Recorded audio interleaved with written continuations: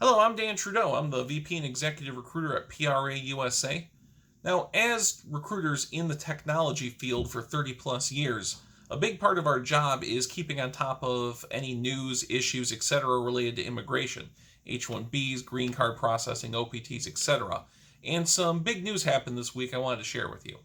Since the start of the COVID crisis, there's been a lot of insecurity at the USCIS. That's the government agency that manages immigration, whether it be H1B applications, green card approvals, etc. Because of the COVID crisis, they had a sharp drop off in application fees related to, those things, the H1Bs, green cards, etc. And this was particularly worrisome for them because unlike other government agencies, the USCIS is run almost completely from fees collected for those applications. As you might guess, the COVID crisis led to a huge drop off in those fees that they collect. As a result, they had recently announced that they were going to cut up to 13,000 people, or 70% of their staff. They were going to furlough them because of that budget shortfall. That would have meant a huge delay in processing H1B transfers, extensions, green cards, etc. It would have created a huge backlog, a huge headache to what's already an out-of-date and slow-moving system. The good news is they announced this week that they were at least temporarily going to be able to avoid having that furlough happen.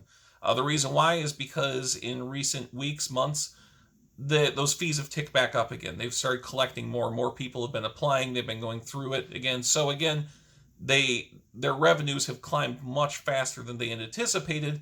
So for now, at least, the furlough is not going to be happening. Now, there's still danger in the future because for the last 3 years, the amount of money they've been collecting for these application fees has been steadily declining.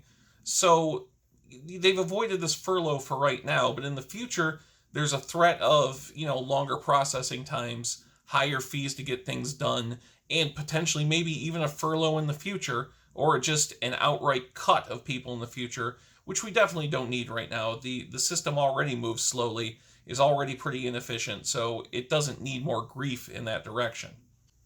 So Congress and the president still have to get together. They still have to come up with a long-term fix for the budget, but for the short term, it looks like this furlough has been avoided. The bullet's been dodged. We're in good shape for the short term. Long term, still a big question mark. Thanks for watching, and make sure you subscribe to the PRA USA channel. Every week, we're dropping new content here when it comes to career management, news such as this, answering tough questions about how to manage your career. We've got 30 plus years of experience in the field, and we want to share it with you.